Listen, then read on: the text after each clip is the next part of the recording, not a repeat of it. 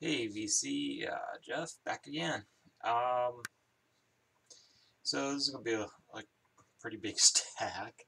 Was kind of spending the week cramming for some interviews. Unfortunately, didn't get it, but whatever. Um, so we got some VCLT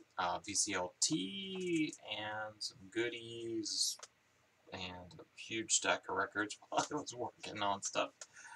Um, yeah. So first off, so thank you, Randy.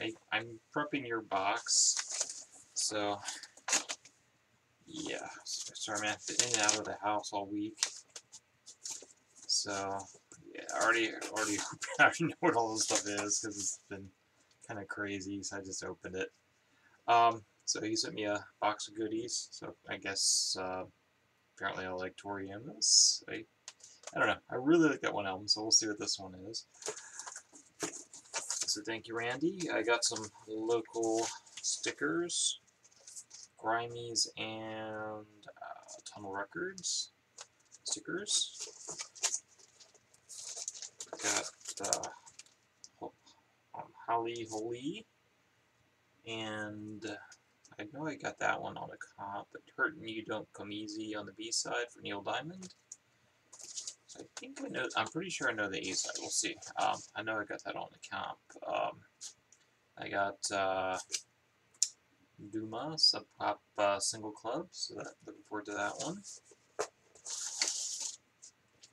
And I already had this, I have a Japanese copy of this, but Live and Let Die from the James Bond soundtrack. So yeah, I'll show that in another video because this video is going to run really long. So thank you, Randy. That actually is my favorite. Not a big McCartney guy, but I really do like that one. So thank you, man. And then I got some goodies from Dom over at Seeking Out the Red. So yeah, so ordered one of his shirts for his 300th radio show. So Seeking Out the Red, pretty cool shirt. I think you've seen Steve Carlton wearing that. So I got magnet and button. It's pretty cool. Got it. Sent me a cassette. I have no idea what this one is. Fried toast. I'm gonna guess a drone from the picture, but we'll see. Couldn't find that on Discogs, so find with that later. I'm not putting that near the magnet. And he sent me Ike Yard, which looking forward to this one. This is the reissue from last year. So EP from New York Experimental Electronic Group. So thinking this might fall into No Wave, but we'll see. Not only heard the name, so I don't have this one. So looking forward to that. And then got quite the stack of some CDs and LPs. Some stuff I kind of revisited, some stuff new finds, etc.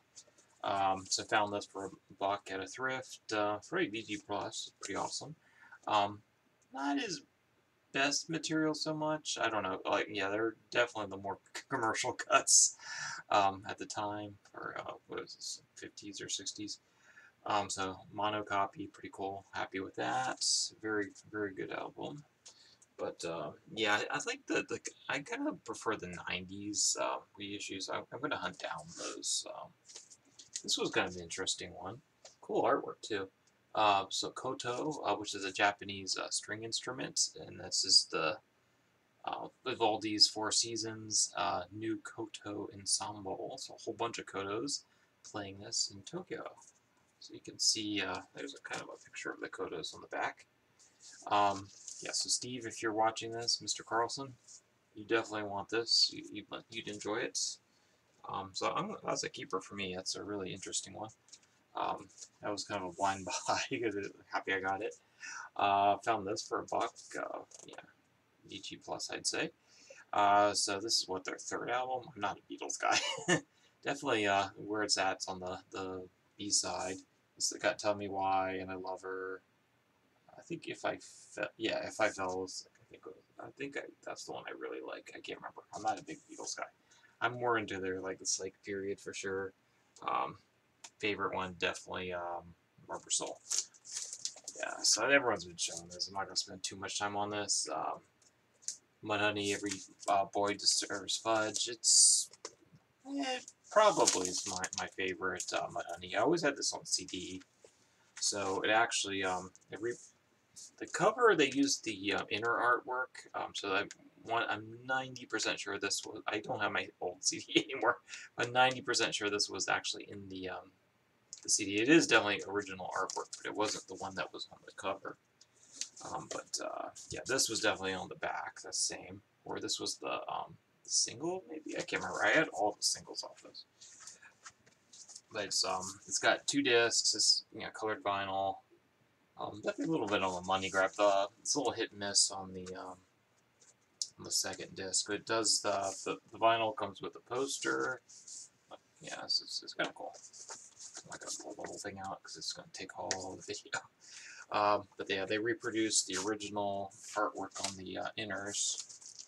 So yeah, that was the original artwork. Yeah, and that photo was definitely in the CD inside. I remember that.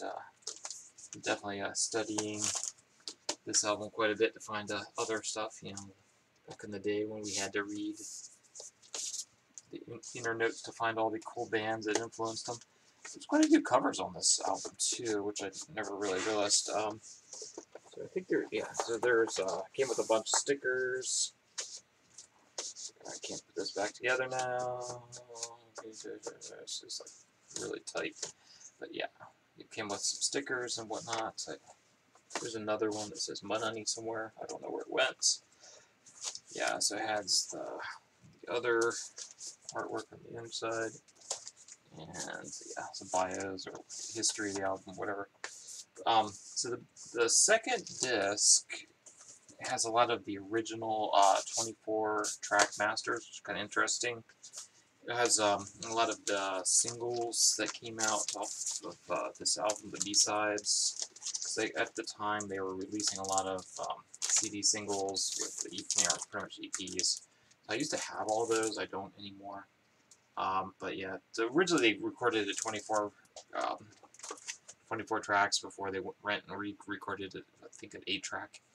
So a very different recording. I actually did like one of the 24 tracks better. It's an interesting listen regardless. But it's a little hit and miss. So yeah, if you saw Sean's, I would agree that the CD is probably the better for the second disc. But I do enjoy having a nice master for the first disc. So it's still worth it for me. This one I've had for quite a while. I bought this maybe in high school or something. Tin Machine, this is their live album. It's not a gatefold, but it is a double disc. So, I don't know, it's got some good material on it, but the recording itself, so-so for live. So, I think these go for a decent amount. I might actually trade this in at some point. Or if anyone wants it and wants to do a trade, let me know. I might part with this. I love Bowie and everything. I might hold on to it as a complete disc, but it is not one I play very often at all, even back in the day when I got it. Yeah, give this one. I'm not going to spend time on this one, but excellent remaster. I had the original like a dumbass. I sold it. Love this album. It could be my favorite Velvet. I don't know. I like White Light. I'm not a fan of Nico as much as the other albums, but White Light, White E, whatever. Yeah. I'm tired, man. I've been on the road all day in physical therapy. This one's a comp, Lydia Lunch, Widow Speak. I showed this for Dom's video, actually. So it's pretty cool. I got a lot of nudity, so I'm not opening this up. So it's two discs, and it's got a lot. It spans a lot of her stuff up until about 98. Yeah, so it spans her catalog, basically 70s into the late 90s. A lot of the Howard couple, Roland S. Howard stuff, Sonic Youth stuff. Yeah, Sonic. Yeah. It has the words. Oh man, I gotta watch Sam's video. I haven't watched it yet. But yeah, that's a really good copy. Find it. It's actually Italian. It sounds a little better than the other Italian Lydia Lunch remasters I picked up recently. Yeah, this one's Ryo Fukui. I bought this in Japan, but they have a cheaper American reissue. Get the cheaper one. This one, I don't, that's not my favorite of his. You know, Japanese modal jazz pianist. It's pretty good. He has a really nice version of Autumn Leaves. This one's mostly covers. This is his first studio album. Definitely, out of the studio albums, I go with the second one. The second one's more original stuff. Yeah, this one, he only has like one original on this whole disc. But yeah, I like his version of Autumn Leaves. It's a nice album, but yeah, I think it's way overhyped for what it is. I kind of regret buying it. It's like $50 or something for the Japanese one. Yeah, again, this is a Japanese pressing. Bob Dylan, the band, live. So it's some band stuff, some Dylan stuff. The band stuff is probably a little bit on the weaker side, except for the one or two of their big hits. But yeah, this is a really good live Dylan album. The Budokan one I don't care for as much. I might actually part with that. This was an interesting pickup I got for like 50 cents. It's still in the shrink. Billy Cobham. It's most known for his Spectrum, kind of crazy stuff. Yeah, he's a jazz drummer. So this one, he went a very different direction. So like, so Spectrum, of course, is a little more on the like the fusion side. So it's a little more of the influenced by, you know, like what Miles Davis was doing in the 70s kind of thing, a lot of guitar. This one, he went a little more calypso. It's still a really good album, actually. But it's, yeah, it looks pretty much like the cover. But it is, I actually will keep this because I actually enjoyed it. But yeah, it has a little bit of a calypso feel, I guess, on that one. I don't know. For 50 cents, I was going to give it a shot anyway. But I actually really enjoyed that one, actually. Yeah. This one I found for actually $10. It's got a little more surface noise than I'd like, but it's still a pretty noisy album to begin with. So this, I think we had a Vinyl Please reissue recently, but yeah. They tend to go for some money at the original, but I was very happy to find it for 10. So it's kind of somewhere hovering in the VG Plus territory, but yeah, really good album. If you've never heard it, definitely worth checking out. If you like, it's definitely like a soul jazz album. For jazz, it does have vocals, so you know, but yeah, it's pretty sexist. Whatever typography, you know, right up on the back and the front. Project of its time, but yeah, this is pretty close to a 5 for me. That's a really good album if you find it. You can stream that easily, I'm pretty sure, with all the reshoots. And then after that, yeah, she's a flautist, if you have picked up on that. So then I had to throw on the Herbie Mann push. Yeah, my copy's still, yeah, it's not trashed, but it's a little noisier than I'd like.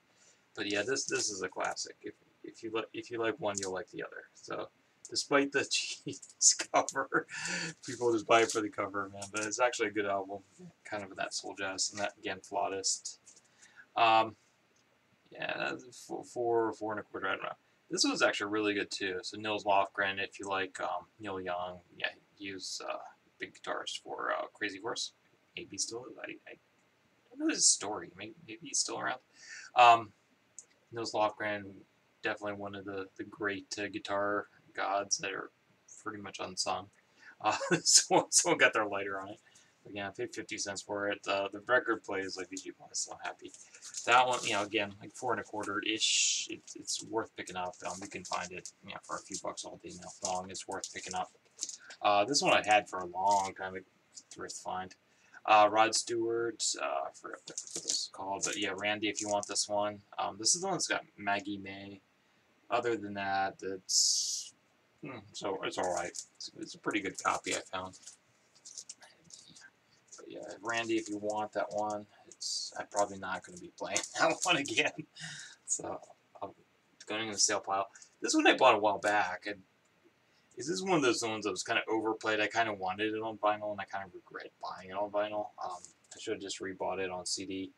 But having all the extra material is pretty cool. I think I had a lot of this on like this is 3 discs, so it's just way too much. But it's all solid throughout if you've never heard this. So this is the okay, not okay, like anniversary thing. So I picked this up about 3 or 4 years ago. Just never listened to it. It's a nice clean pressing, but the CD is a lot more dynamic. At least the original CD was, because I used to actually use the original CD for testing equipment all the time, because I just liked how it was mixed. This one, it's very flat, but it's quiet vinyl.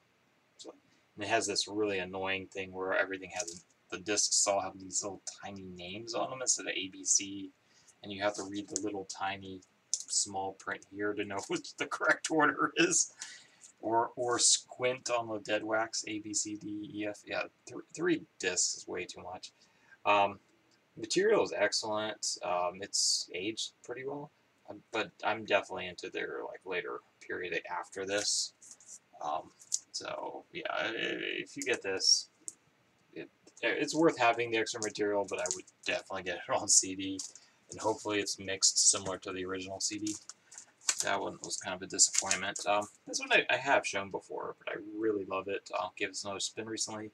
Charles Lloyd, Big Sur Tapestry. Very strong Chinese-Japanese influence. He's playing some Chinese oboes and whatnot on there. Again, flautist. So Charles Lloyd on flute, Chinese oboe, etc. Got some harp on here. But yeah, very Japanese or Chinese sounding jazz.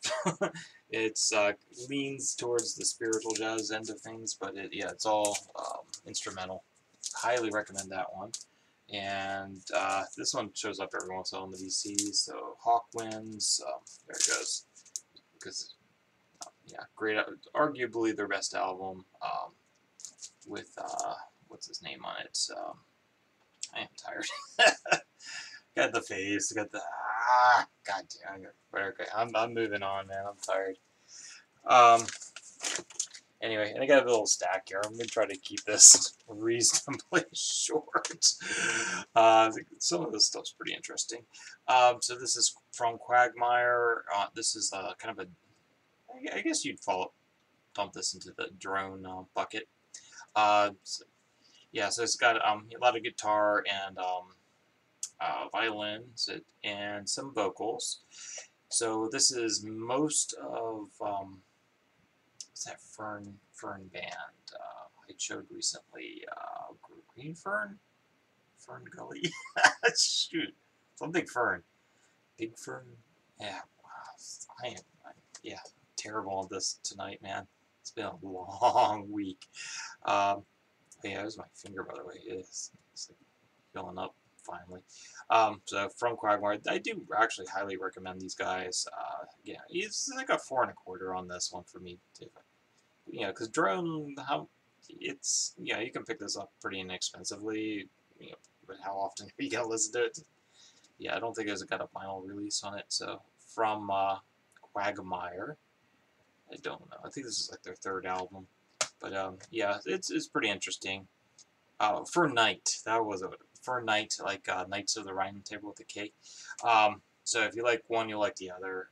So For Night's more in the folk end of things. This is a little more in the drone end, but same instrumentation. So lots of guitar and violin, and it does have vocals, but it's missing a little bit, like kind of folky, old-timey knights and whatever stuff that the other one has.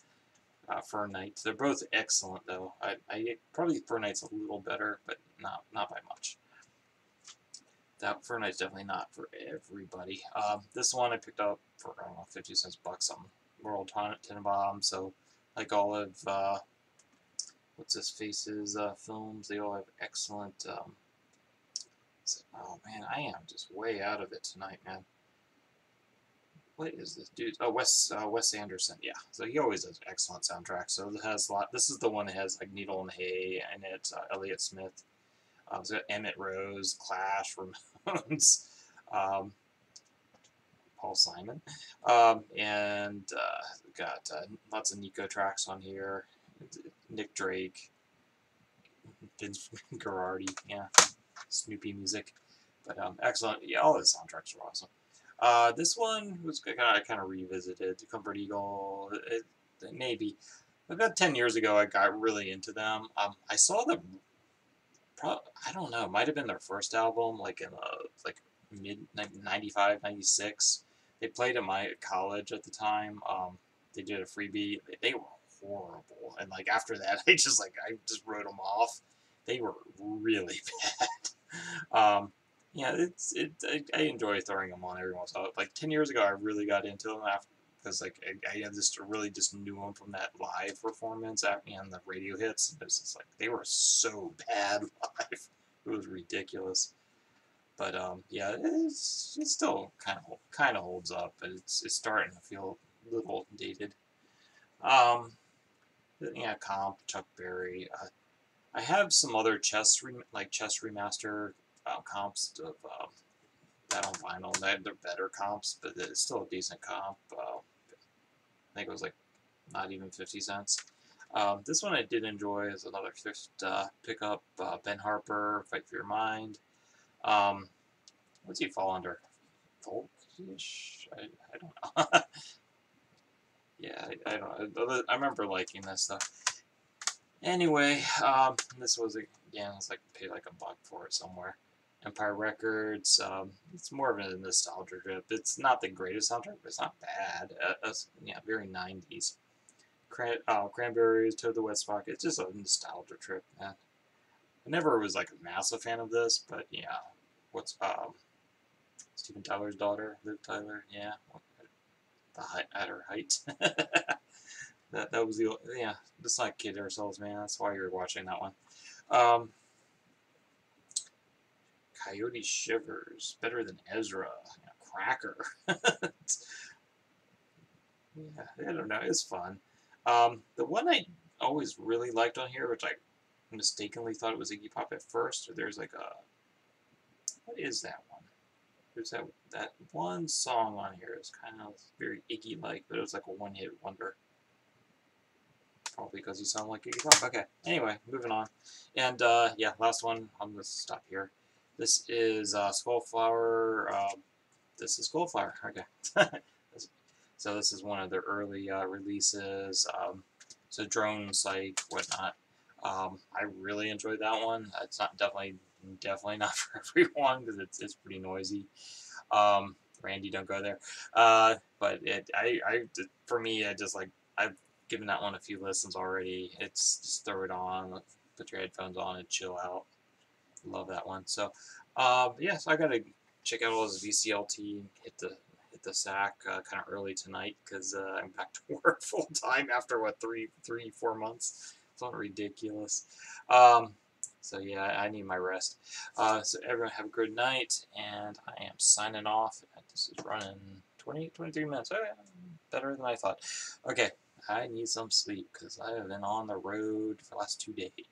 Vacation-ish. Not a very good vacation. Yeah, good night.